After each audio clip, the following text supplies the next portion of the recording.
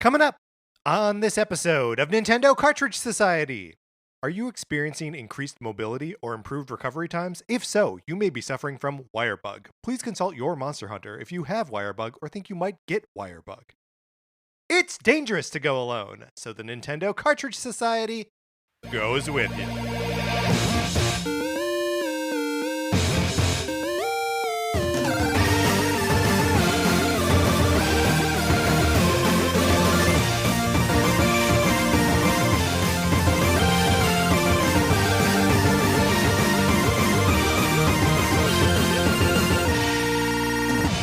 Welcome to Nintendo Cartridge Society. My name is Patrick Ellers, and I am joined, as I am always joined, by my co-host, Mark Mitchell. We've got a good show for you today. We are going to be talking about the news from the week, including more rumors about a new model Switch. And then on Thursday, we're going to be celebrating April Fool's Day by shouting out our favorite Nintendo idiots. But Mark, in the meantime, how you doing? I'm doing great. Do you know? I have a question for you, Patrick. When Ooh. you were younger and at like summer camp or whatever, were there times where people would reenact like as part of like a talent show or something, like their favorite like sketches from like Saturday Night Live or from like Monty Python, where they would just do the sketch? Well, in like a formal like setting where there's like a stage and like there's an audience, or just like, because Yeah, like in a formal setting, like they are I don't performing think so. the sketch. Yeah, I feel like there were like times like high school talent shows or like summer camps, where as part of like a entertainment, people would be like, Right. and now I'm going to perform like this Chris Farley sketch from Saturday Night Live. And I cannot figure out for the life of me if this is like a thing that happened in lots of places, Well, and if it was, is that the thing that still does happen? Yeah, I mean, that's really tough. Like, our kids now doing sketches from like I Think You Should Leave as part of their talent shows. I remember in high school there were like talent show acts that would be comedy sketches that were like basically lifting the comedic premise from an SNL sketch, like from like a famous one, or just like throwing out SNL punchlines, but not actually like doing the whole sketch. You know what I mean? Yeah. In junior high school, Mark, get this. I was in a theater-ish group called Comedy Club that the like history teacher like put on, where he wrote sketches and then junior high school kids would perform these sketches. That is such a genius idea. Your history teacher is a genius. That's so. Yeah. What a great outlet! What a great creative outlet! And like in junior high, that's brilliant. That's incredibly brilliant. Russell King was the man. R.I.P. Speaking of Russell King being the man, my copy of Sonic Forces, would you like to borrow it? You can, or you can try. All you gotta do is email us at nintendocartridgesociety@gmail.com. And give us a mailing address so we can send you my copy of this game for the Switch. You play it for as long as you want. You send it back. I pay for postage both ways. It costs you nothing. One thing it may cost you, part of that nothing, is that maybe you accidentally get my copy of Untitled Goose Game. No one has any control over this. You can't tame a goose, Mark, as the old saying goes. You cannot tame a goose. And then next announcement here is that April is Kid Icarus month. So obviously we are taking the first to do something, April 1st, the opportunity to do something a little bit different and silly and fun. But on the next 3 weeks, we will be playing all of the Kid Icarus games, starting on April 8th with the original Kid Icarus. I'm recommending here that you play, if you're going to play along with us, the 3D Classics version that's available on the 3DS. But otherwise, it's available on Nintendo Switch Online and your NES Classic Edition if you have one. And then on the 18th, we are playing Kid Icarus of Myth and Monsters, the Game Boy game. And then on April 22nd, we are playing Kid Icarus Uprising on the 3DS. So if you're going to play along with us, and I recommend that you do, especially for these first two games, because they are like available and cheap and like weird relics of history. Uprising is its own weird relic, and we will get to that when we get to it. Mark, how you feeling about this? A couple like a week or so out from when we start. Yeah, I'm really excited. I have not really played any of the Kid Icarus games before, and so this is a complete like Nintendo blind spot for me. And I'm excited to dive in. I've been playing a little bit of Kid Icarus in preparation for it, but we will get there. We will get there. Right. There's an order to the show, and next up in the order is we're going to read an email from Dustin. Dustin wrote in, and the title of his email is "I finished Xenoblade Chronicles Definitive Edition." Whoa. So Dustin has previously written in, following my advice, or my haranguing, I guess, that I badger everyone into please play Dragon Quest XI Echoes of an Elusive Age Definitive Edition for the Nintendo Switch, because it's a good game. And Dustin, a couple months ago, had taken that advice, played through that. And so I think he is, in this email, attempting to return the favor and redirect me towards Xenoblade Chronicles Definitive Edition. Because you purchased Xenoblade Chronicles Definitive Edition, you played a little bit of it and have not finished it. I have a disease wherein I bought both the Xenoblade Chronicles and Xenoblade Chronicles 2, played each of them for maybe 45 minutes and then stopped. Dustin writes, "Hey, Patrick and Mark. I'm not sure this was actually possible, but I rolled credits on Xenoblade Chronicles Definitive Edition last night. Shockingly, it only took me like 45 hours to beat it. I was under the impression it was going to be more like 100 plus hours to beat this game, but apparently the way I ended up playing helped move things along more and allowed me to get through to the end and actually enjoy myself along the way. If I had known this from the beginning, I feel like it could have been maybe 35 hours, 5 to 10 of which is just cutscenes. I gotta say, the story is actually pretty fun. It took some bonkers twists and turns along the way, and I really enjoyed it once it was all done.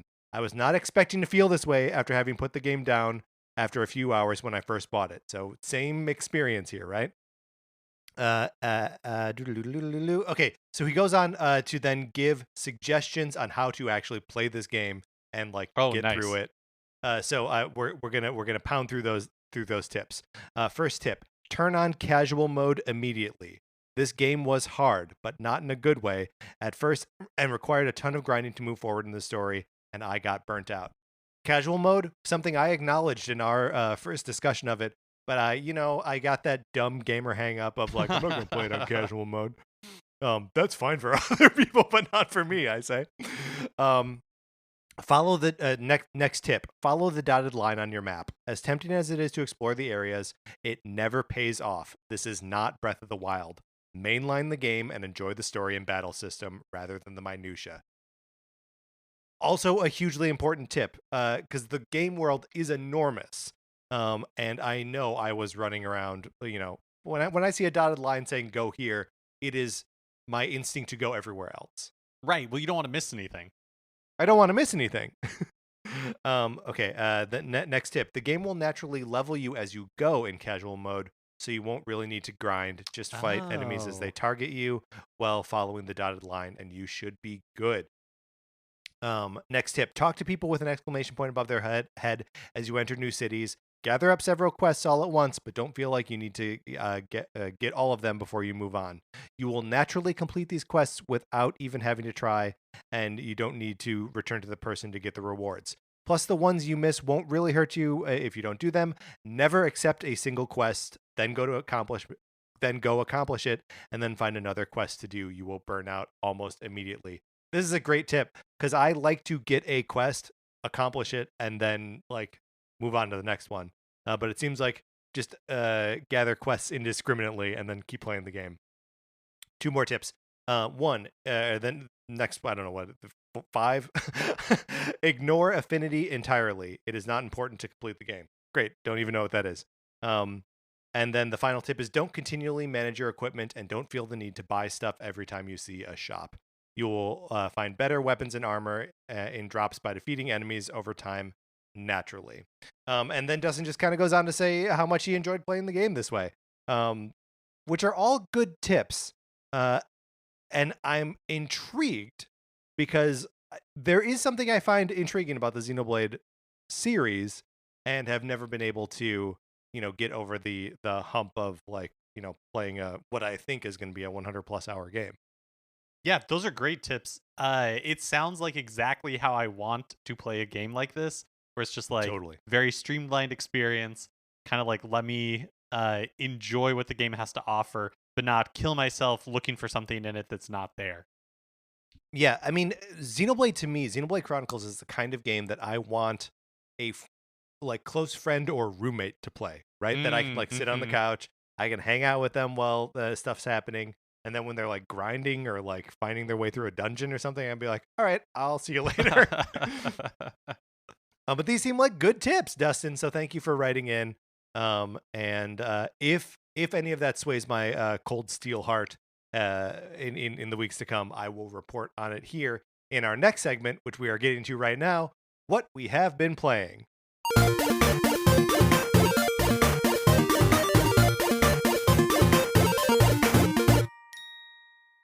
All of my stuff is kind of old stuff, old news. I'm still playing Fire Emblem Fates Birthright. I have gotten to the point now where I am actively gaming the coupling to have the characters have children so that their children can join my army. It's a super fun phase in both this game and in Fire Emblem Awakening, where you're like, okay, like when you start to like see the matrix a little bit, and you're like, okay, so I want to pair this character up with this character so that when they have their kid, they have higher magic resistance or whatever. And so like I made a list of like, I titled it my Fire Emblem Fates ships, because these are the characters that I'm shipping together, and I actively get to control that, so it's wonderful. And so I'm making all of my favorite pairings have children together, who are now fighting in my army. This is a game. I know I complained in previous weeks that the game has a lot of content, or a lot of like extra content that you can pay for to Right. play. But there are so many just like little layers that this game reveals. There is a castle invasion mode where you spend like this game doesn't have a Garreg Mach monastery hub that you return to, but it does have a castle with like a big courtyard, and you just sort of like place buildings on it or like in the courtyard, sort of like SimCity style. It's like an overhead map, right? And then you can use the resources from the different buildings to either, like forge weapons or train people up on specific skills. In a lot of ways, kind of forecasting the stuff that you accomplish at the monastery, right? But there's sort of like a sub game in this where you can engage in castle invasions, where AI players like come in and like storm your castle, and you have to defend the buildings. And so like that's a whole like element of this that I'm just starting to explore now. And there's also like there's, I guess, not Street Pass functionality, but like because Street Pass, it's Miiverse that's gone. Street Pass still alive, because you can't really kill it as it's a peer-to-peer kind of sharing thing. Oh, And I am finding there must be someone within my range of like, Wi-Fi, Bluetooth signal, whatever from the 3DS that had played this game or is playing this game. Oh. So like they can invade my castle and like try to take it down and like get rewards by doing it. I can invade their castle. And like you don't suffer any consequences from someone invading your castle like a real human being. It's just like they get to train themselves on fighting what you have set up as your castle and your defenses. That's really cool. I didn't realize that. Yeah. So you I know you had mentioned before, but I can't remember exactly the details. Does this game have like a casual mode, and can you turn off permadeath? Like, are there? Yes. Oh, okay. You can I didn't turn realize off that. You can turn off permadeath. You can I'm playing on the normal difficulty. There's like one easier than that. And there's also auto battle too. If you can engage auto Oh. battle at any time. I don't know, for whatever reason I thought that some of those features were new to Three Houses.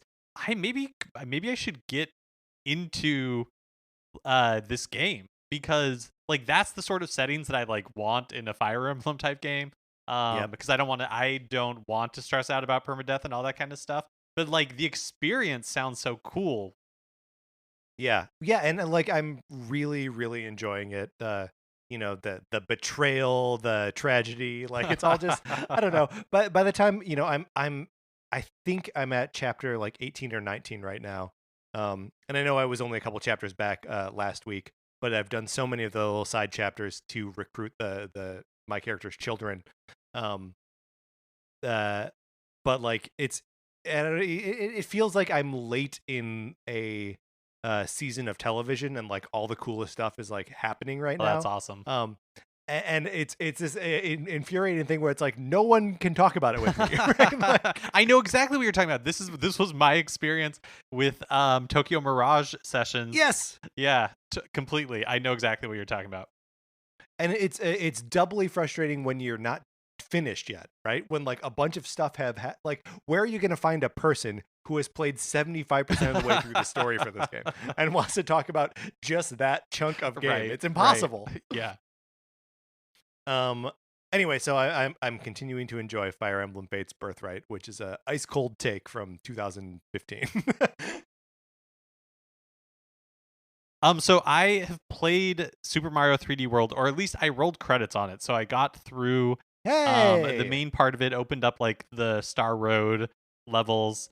I liked it. I ended up liking it more than I did in the beginning. It is still not one like my favorite Mario game of all time, but I definitely learned to appreciate it much more than in the beginning, where I was a little bit more sour on it. Yeah.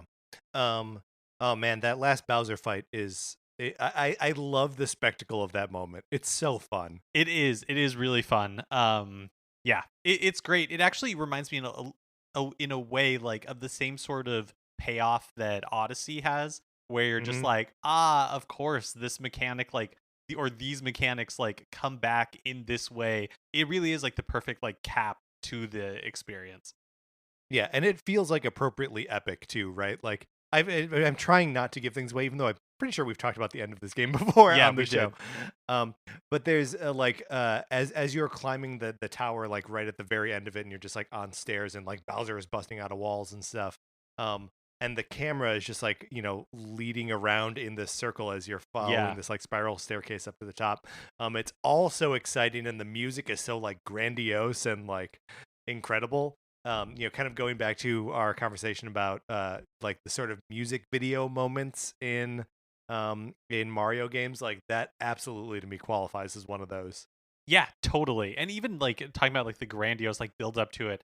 Like you before you start climbing the tower, you have to ride one of those little like hanging carriages that they use Yeah. occasionally, and it is a really long one, and it is because they want to like take their time getting around it and like getting you to it, Yep. because there's like thunder crashes and like lightning bolts, and like the music, like And the it build starts up to to it rain. Yeah. is so epic. So yeah, I really liked it. I have played a couple of the Star Road levels. Um, you had mentioned that, well, and I was trying to get like all of the stars, all of the like flag poles, and like all the stamps, all that kind of stuff. But is there Yeah. like gating? Like, at what point does it require you to have like a certain number of stars or a certain number of this to open up the next thing?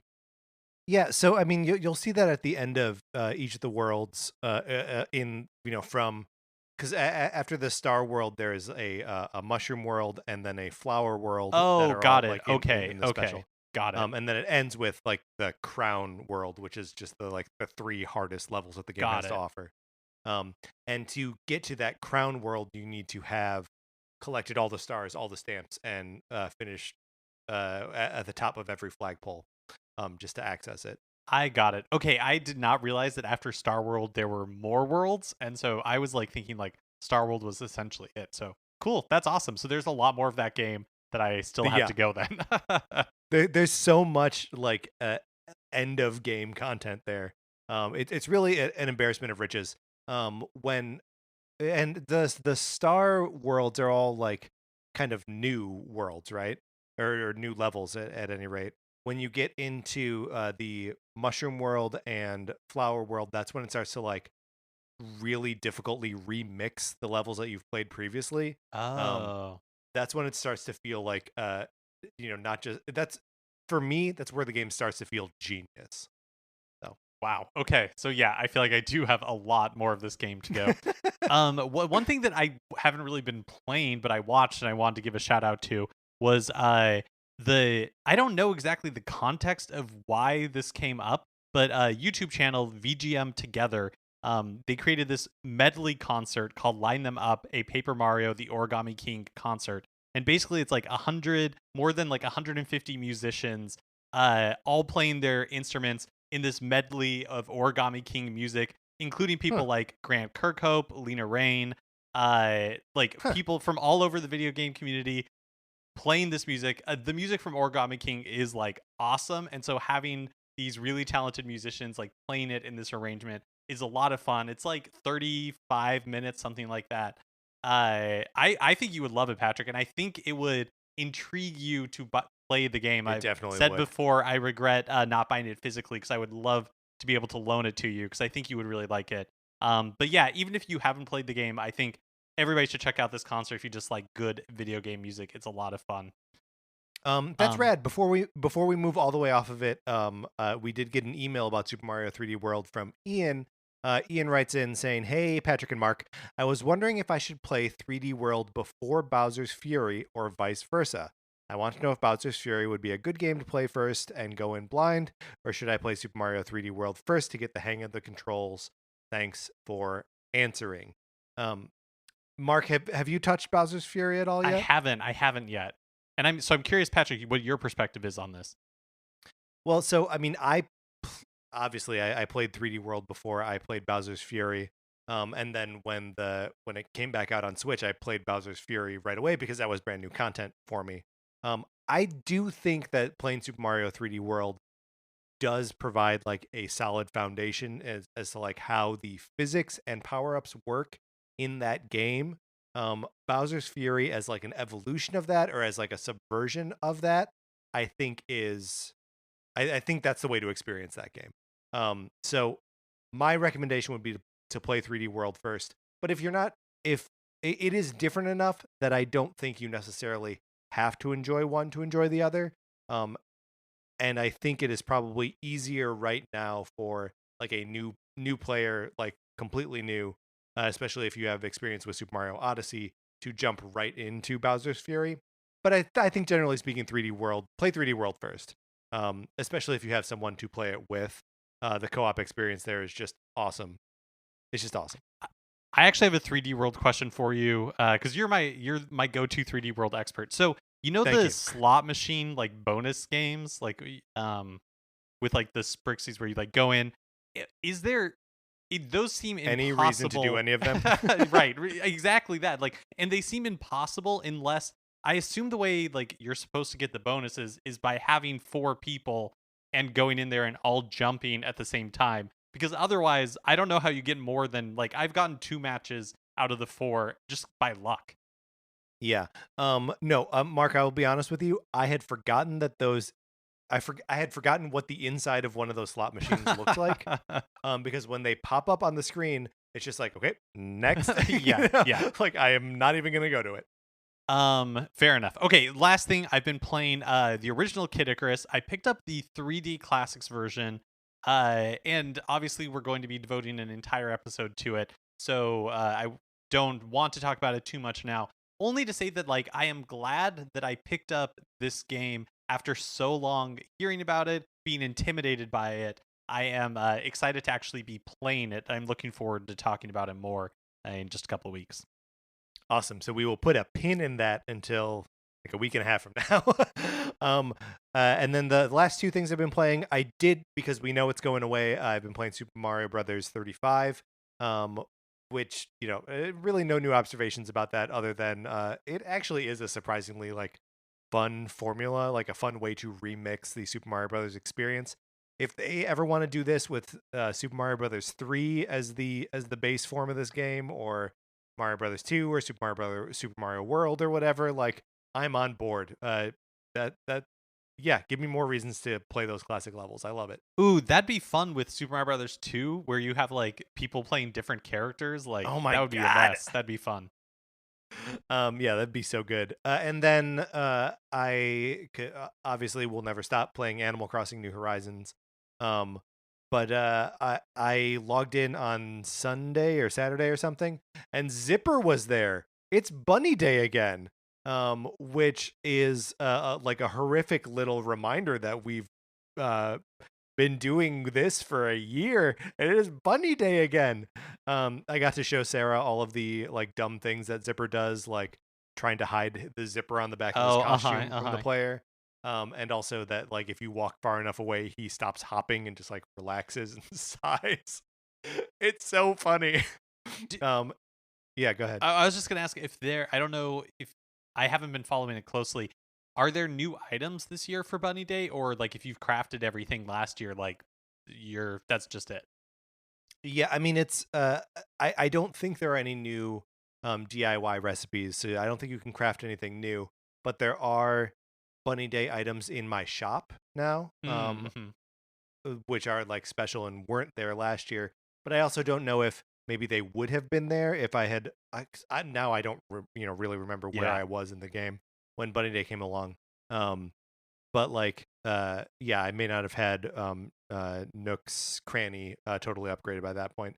It is interesting now, just like the different outlook that you can have on Bunny Day when you are no longer in the like intensely gathering resources mode of that game.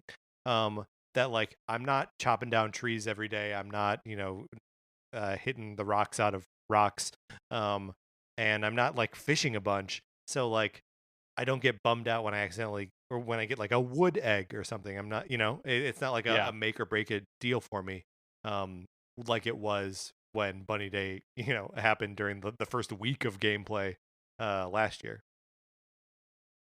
All right, that's what we've been playing this week. Let's get into the new releases and what we might be playing next week.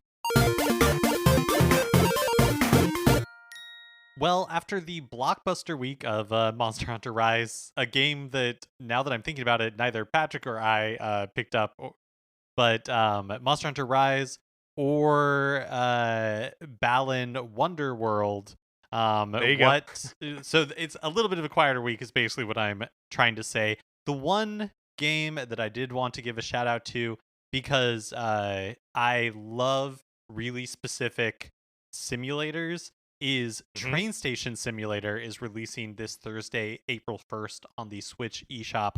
And it is exactly what it sounds like. So basically you are the manager of a train station, and so you install the ticket machines. Or I will read directly from the description for the eShop. Train Station Simulator is a station builder and manager game. Install ticketing machines, monitors, appliances, place benches, and dozens of other public space related objects.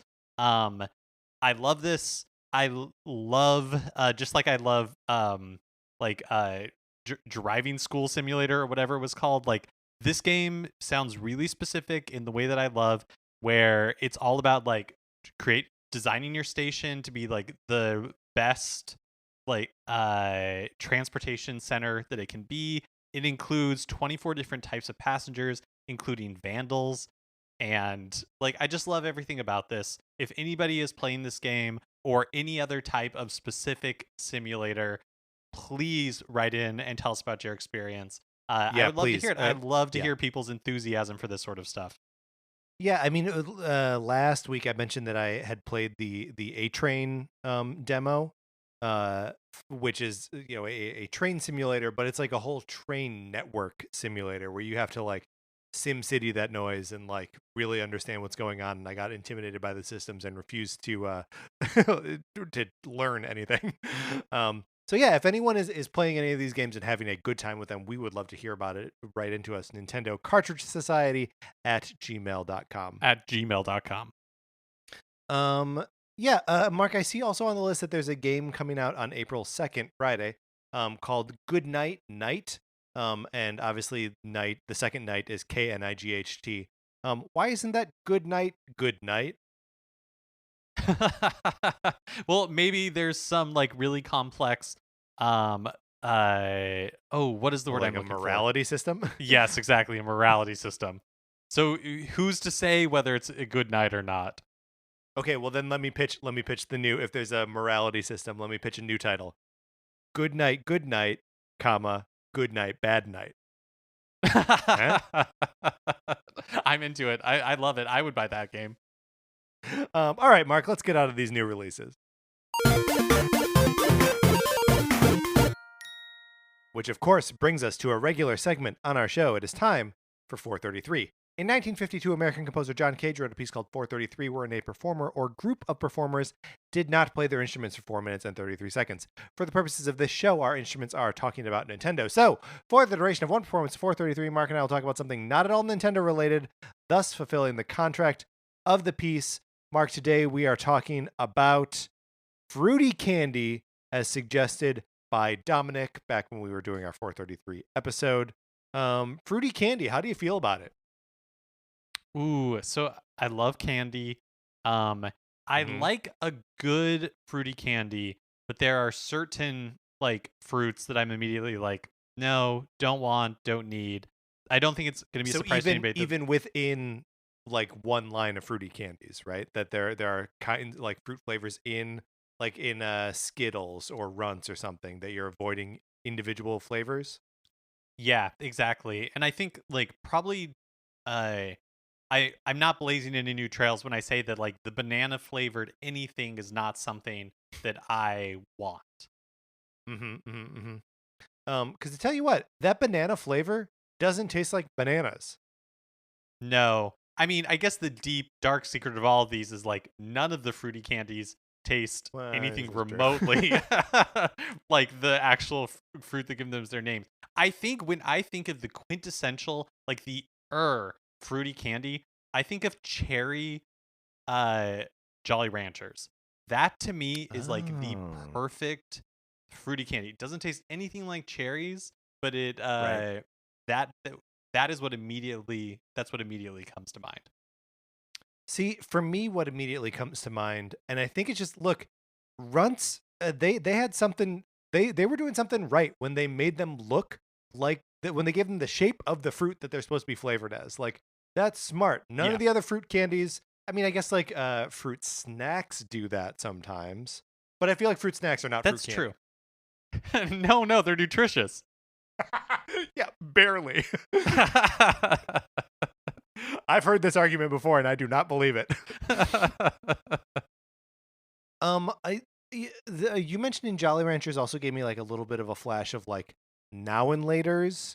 That like Now and Laters. Yeah. I mean, Now and Laters are interesting because they're like gross. Like the texture is horrible. Like Now and Laters, I ate them for sure as a kid, but that's because I had access to them. As an adult, as a learned adult with discerning taste, I would turn my nose up at a Now and Later were it given to me. Yeah. They're also, and this is a problem with Jolly Ranchers too, is that they're all individually wrapped. What are we doing? Well, and I guess like you have to with those candies because otherwise they'll like stick together in a bowl or bag or something. That's exactly what I was thinking. Could you imagine just like a big, and it's not just that they would stick together. It's that like hair or anything that was like loose or in the air would stick to them. So I'm imagining going into like, you know, a elementary school front office and just a big bowl of like stuck together like Jolly Ranchers that have just attracted like pocket lint, pennies, anything that got stuck to them. Not a bad idea for like an art installation. No, that's true. And just like spritz a little water on them and just like let them melt into each other. Yeah. Let me ask you about the Sour Patch sour apple like O's. What are your thoughts on those? I don't know if that counts as like a fruit candy or not. Oh, interesting. So to my knowledge, and I'm only saying this out of love and because I'm a Sour Patch, like I really like Sour Patch Kids. Right, you're a purist. I don't believe that they have O's. I think that is a different, like Sour Patch Kid they have watermelon slices. But I think the O's are true. And I could be wrong. It has happened before. I would be sad because like talking about Sour Patch Kids is kind of my go-to thing, but it's possible that I'm mistaken. You're right. No, you're right. Who makes the candy that I'm thinking of? What is Haribo might make them, or possibly just like the generic, like you just go to the grocery store or the gas station and there's yeah. like a thing of O's. Um, I like them. I can't tell if that was applause or not. Was that applause? Am It I was getting cut off right that's now? the applause. All Yeah, right. we're Okay. yeah. All right. You're getting you're getting the music.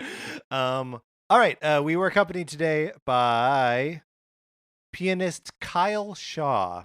Mark, let's get into the news. Our boys at Bloomberg are helping us out again with some more new Switch rumors. They love talking about this.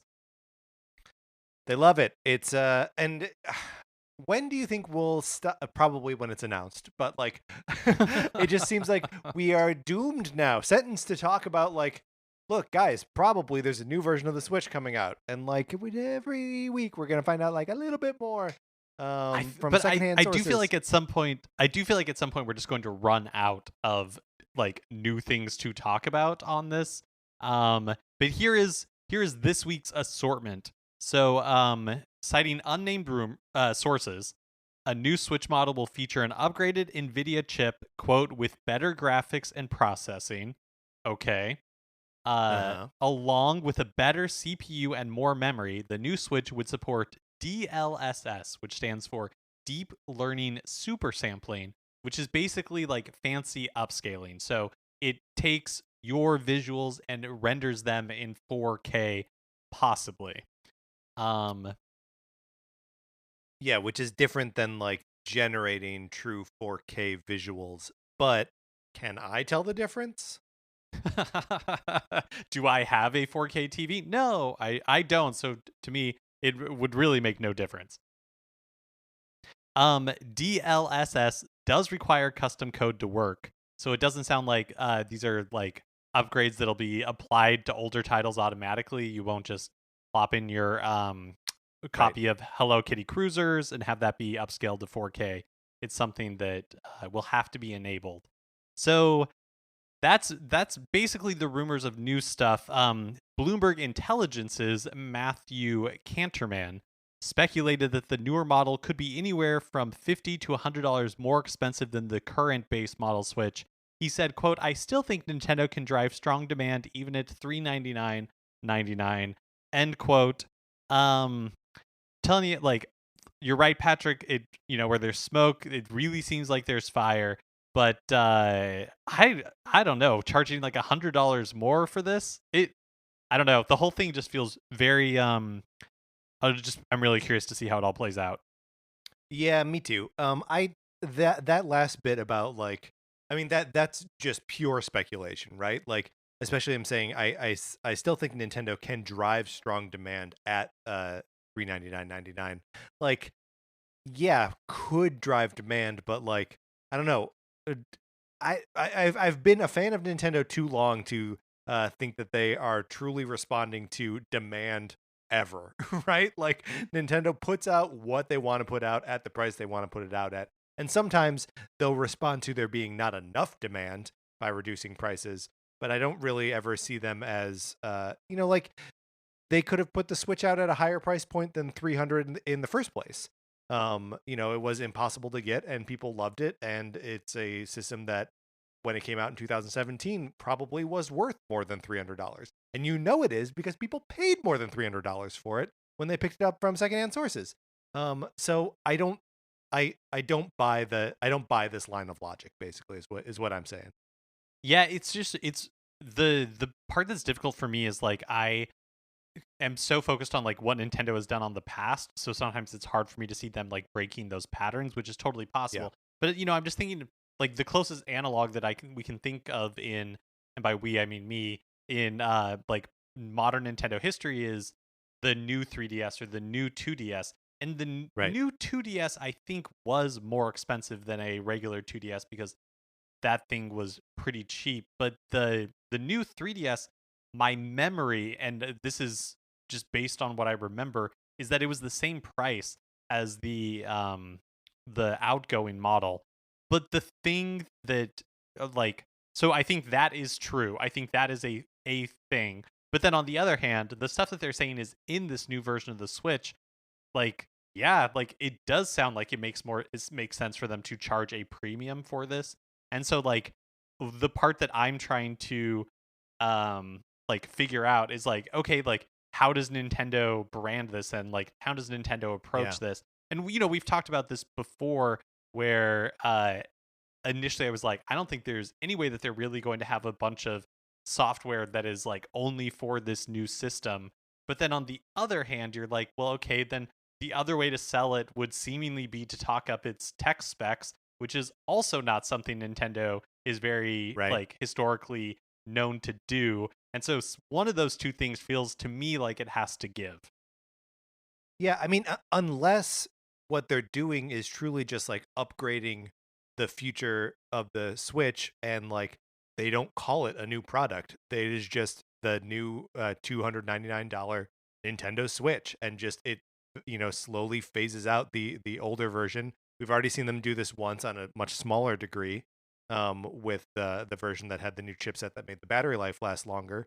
Um, but like, some of this stuff, some of like the improvements may actually make their production cheaper, right? Like they got this influx of larger touch screens from Samsung because there were too many of them. So like, and in some ways they're making up the money on the buy, right? If they can make their systems cheaper, and sell them at the same price, even if it's a better piece of technology, like that's just something that happens with time.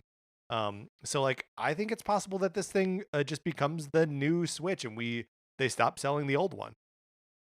Yeah, that's interesting because like almost like like a MacBook or iPad model Totally. where they introduce a new base model and it's just like no, it's just the new MacBook. Like Yeah. when you are buying a MacBook, that is the one that you will get. And so yeah, that would be unprecedented. Not I feel like not just for Nintendo but for like video games, for gaming in general, to be like such a massive upgrade and just have it kind of like take the place of the old one. Yeah. But yeah, I mean, like I said, like I have no idea. Like I think you're right. I think that is a total possibility. Well, it's also, I mean, the thing that makes it like so tricky to think about like what Nintendo's going to do next with the Switch is that like they're so different from generation to generation, right? Like when anyone else puts out a new console, you just look at what their previous console is and you're like, "Okay, that but bigger." And like Nintendo has not done that in a long time. Like maybe the last time being in 2001 from the GameCube from the Nintendo 64 to the GameCube, right? Everything else has been not a leap so much as just like a morphing into something totally different. So like, I don't know. Nintendo, like the Mario series we learned last week, is impossible to predict. Yeah, yeah, I think that's a good way to put it. Monster Hunter Rise launched last week, and by most metrics, it seems like has been a huge success. So as of Monday, when we're recording this, Rise is sitting on a Metacritic score of 87, with the increased mobility facilitated by the wire bug frequently cited as the strongest improvement for the franchise. The game is also being praised for its looks and performance, with really quick load times and other improvements like that. I was not at all tempted to get this game. And then once the reviews started coming in, like I was getting hyped on it, where I was like, because people were saying like, wow, this is like the best Switch experience since Breath of the Wild. And it's like, I love Breath of the Wild. Like, is this a game that I need Of to course you get? do. So I did not purchase it. I put it on my watch list because eventually when it goes on sale, I think I might be interested in it. Just because my history of sampling Monster Hunter games in the past, I've never really been Right, able to not get good. into one. But this is Yeah, I don't know. it's especially interesting to hear like the buzz about the aforementioned wire bug, that it makes it so that you're able to traverse the environment a lot faster, and like get up after being knocked down by an enemy like quickly, like quickly, and like mobility and all that kind of stuff are not adjectives that I or adverbs that I ascribe to Monster Hunter in general. My biggest complaint with those games is always that I feel so slow, and like I don't have any direct control over what's happening to the character. Like those wind up frames of animation are just too there's too many of them, and it kind of freaks me out a little bit to not have that much direct control. But it sounds like this game is addressing that in at least some capacity.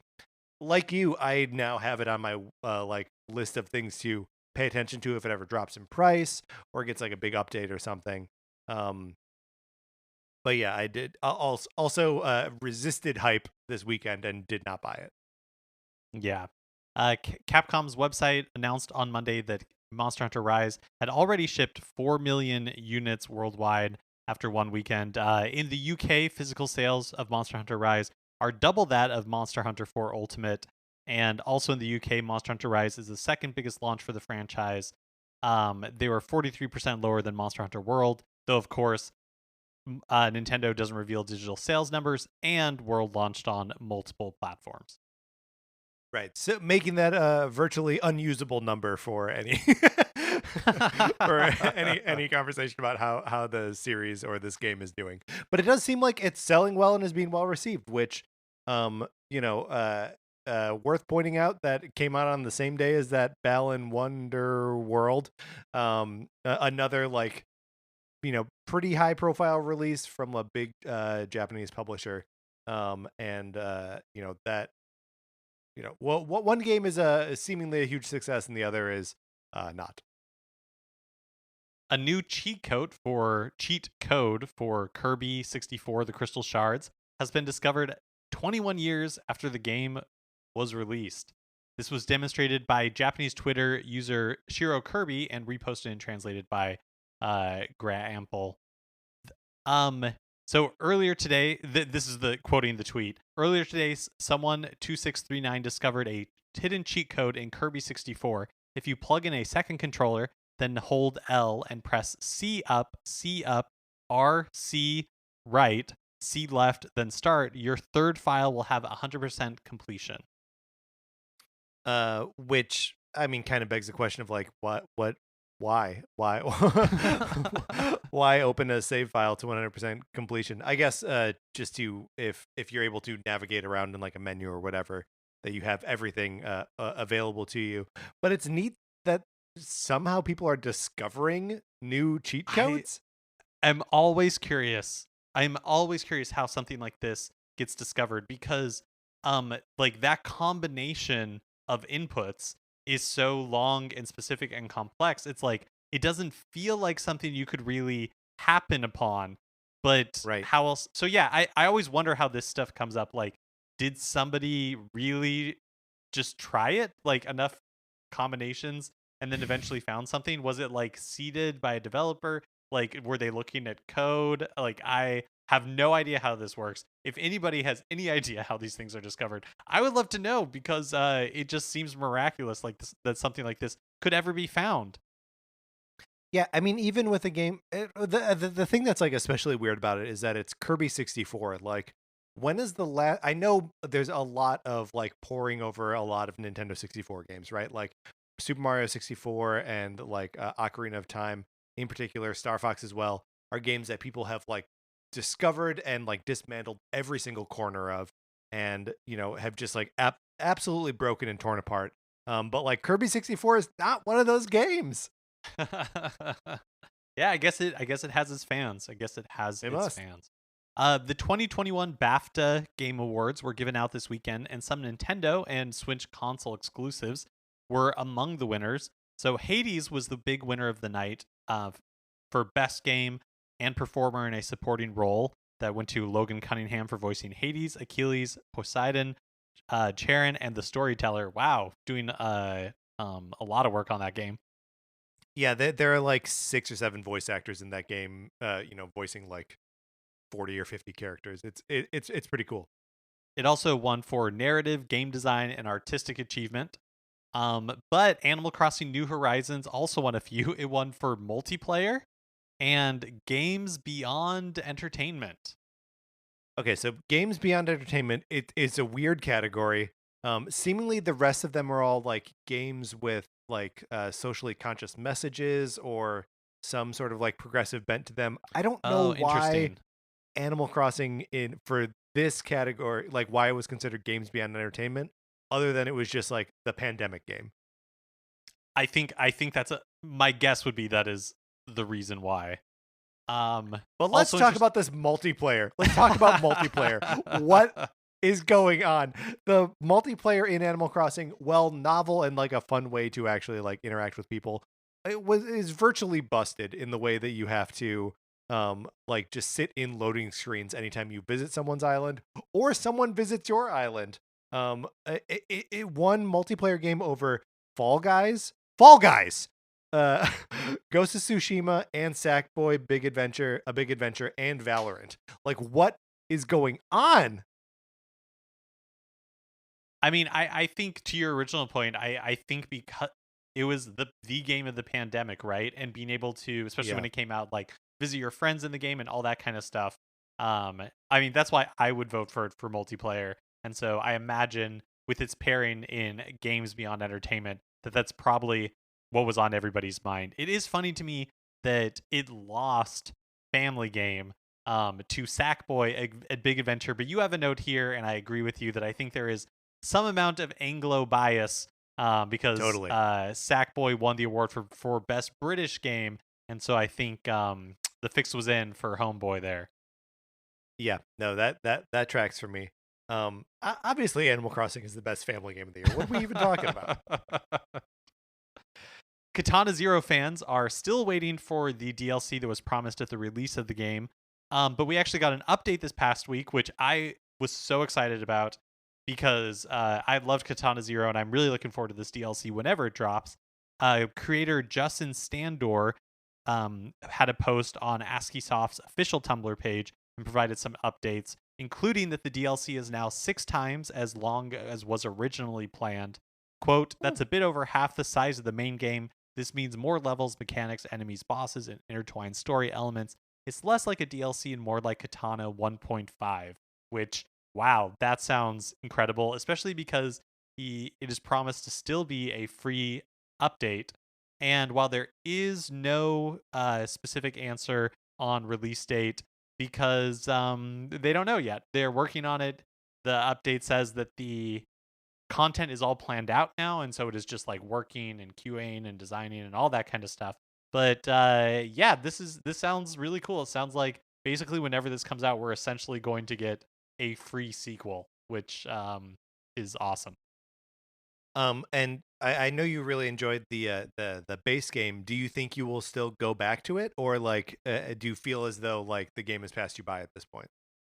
Oh no, I think when the DLC comes out, that I will for sure You'll get right back in. Yeah, I think so. I think the part that'll be interesting.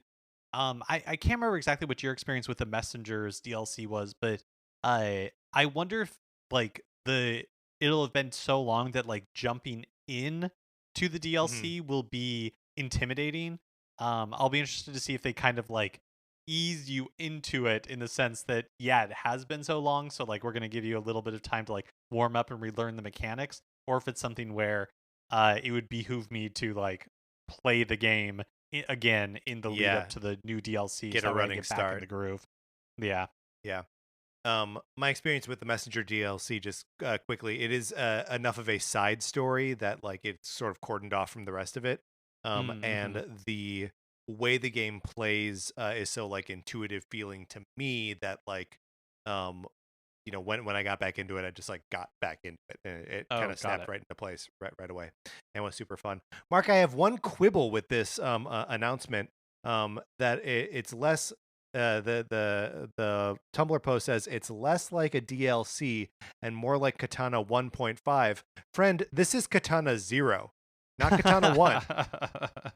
So it's more like Katana 0.5. Great point. A great point. Ooh, yeah, my hype deflated just a little bit. Just a little bit. I'm just here to ruin anything that anyone's excited about. Daedalic Entertainment has released the first trailer for The Lord of the Rings Gollum, which is a story-driven action-adventure game based on Gollum's escape from Mordor prior to the events of The Lord of the Rings. And it looks to me that it is very much like a stealth game in the traditional sense of like here is a game, which I feel like we don't really get games like this very much anymore, where it's just like, no, this is a game based on stealth. Like the main mechanic is being stealthy. Yeah, we don't get too much gameplay in the trailer, but like there is a little bit of him. Like I think the only thing that stands out in my mind is like Gollum kind of like shimmying across like a ledge or like a beam or something. And you can clearly see where it's like, oh yeah, there's little marks there, so you know that you can like climb or vault the thing there or whatever. Um and then like a lot of the rest of the trailer is just sort of like Gollum writhing as he is wont to do, you know, holding his head. Um, but it's yeah, it's interesting to me. Like I feel like this game has been in the works for a while now, right? And obviously we're still a ways off as it's a 2022 release. But I think it's interesting that they're still like targeting Switch, right? Along with like all the rest of the platforms. And I think the like sort of graphical representation in the trailer um, kind of shows that to me. Like at scale and like invested in the art style, like it looks pretty cool, right? Like it's not quite like Peter Jackson-y, but like it's obviously borrowing some elements of that. But like when there's a moment in the trailer where Gollum is like clutching the top of his head and like the hair looks kind of lo-fi, right? Like it looks kind of polygony. Um, but like if that's, I don't know, there's something like comforting to me knowing that they're developing it for the systems that wouldn't be able to handle something more graphically intense. Yeah. I mean, I think I have never heard of this studio before. I don't know what else that they have worked on. Like this seems like a really big license.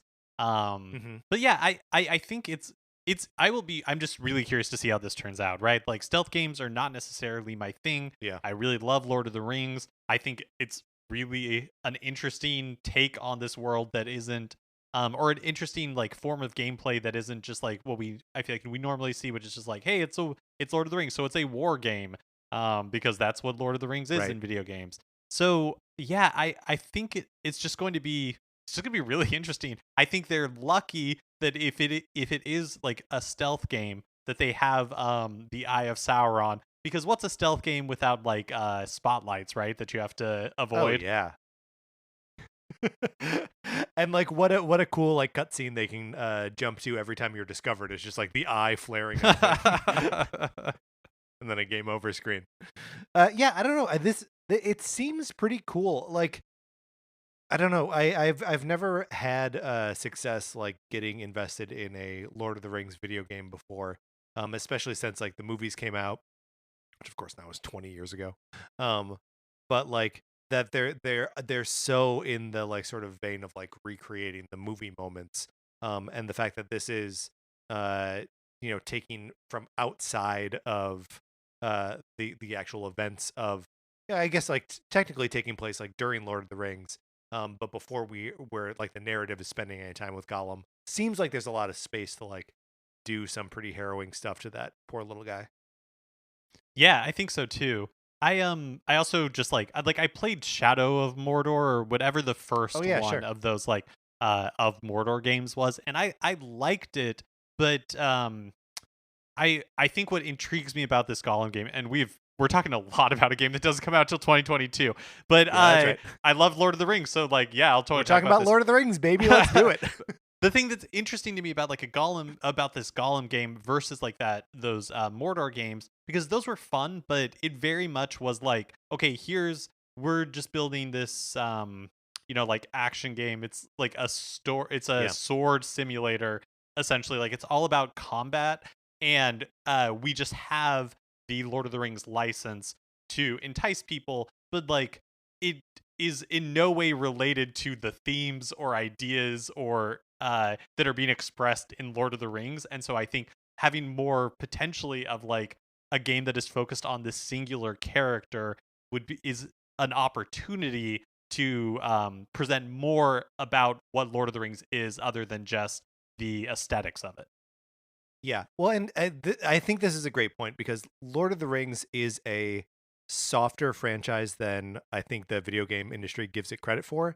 I think we see too many hard, fighty, war-focused games in the Lord of the Rings as a franchise. When like so much of Lord of the Rings fandom, especially since the movies, has been um, like softer, more fantasy focused, more interested in like the romantic elements of it. And not saying that this Gollum game is necessarily leaning into that directly, but like it's something different, right? If it's not Yeah, just like totally. a hyper violent like hack and slash game, like it has a different appeal that is maybe more in line with what Lord of the Rings fans actually are now.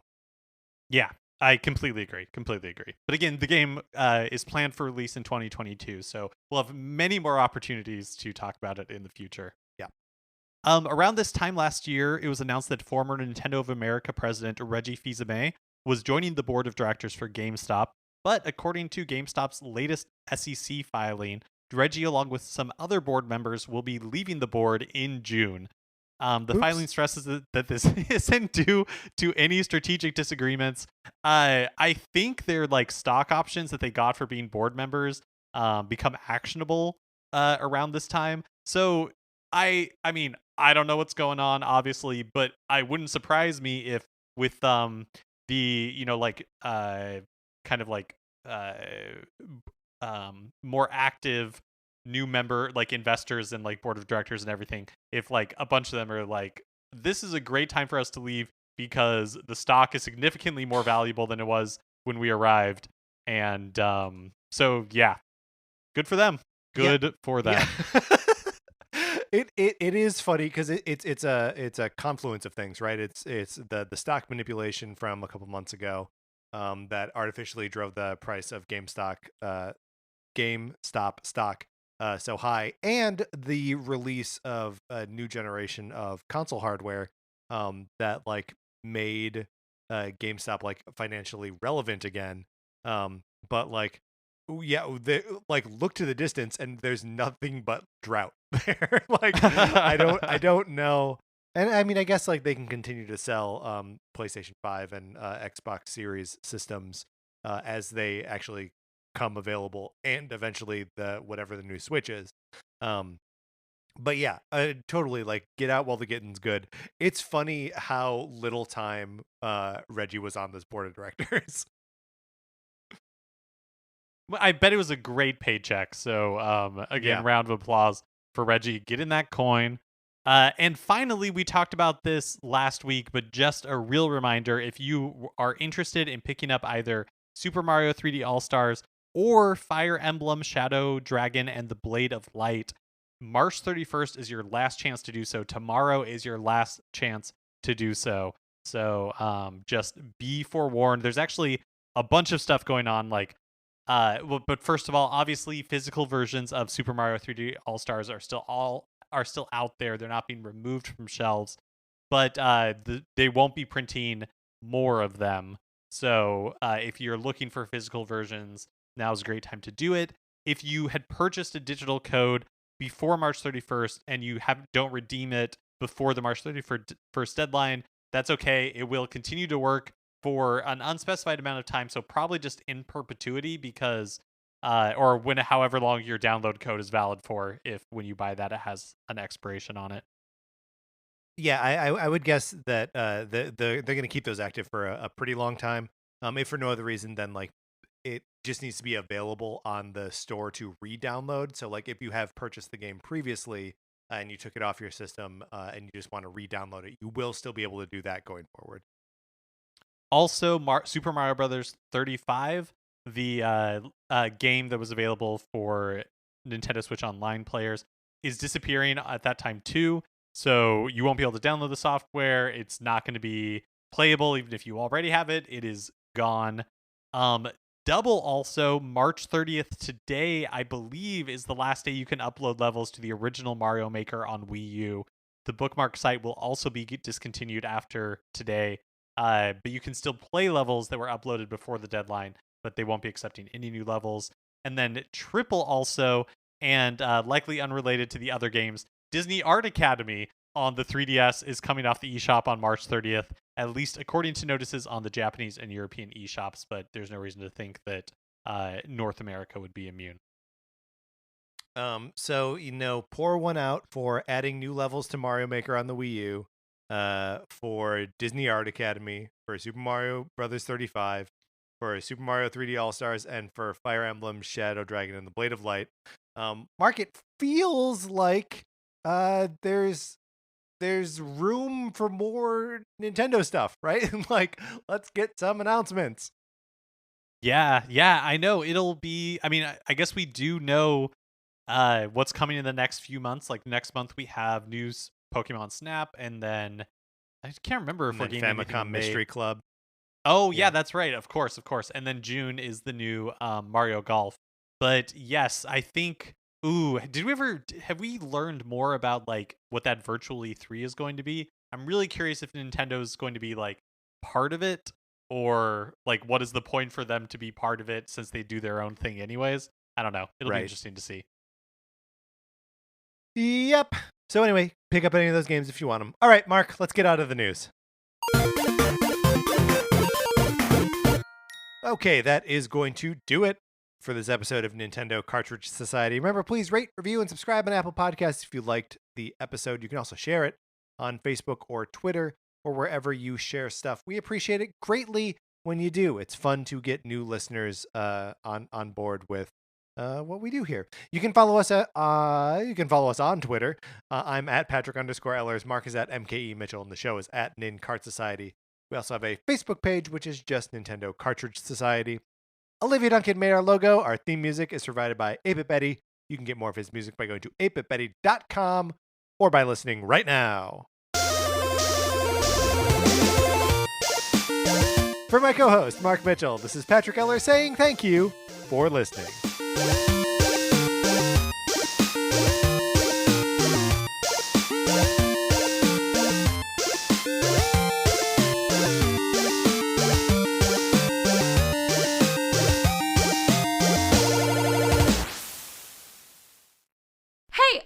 Rachel, do you like Disney movies? Yeah!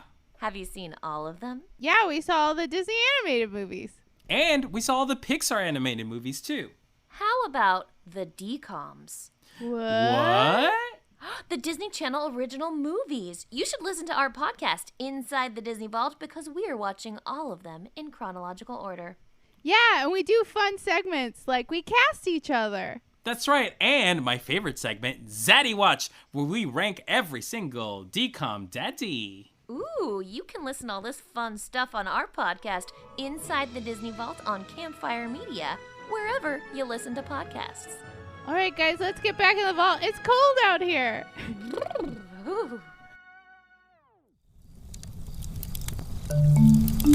Campfire.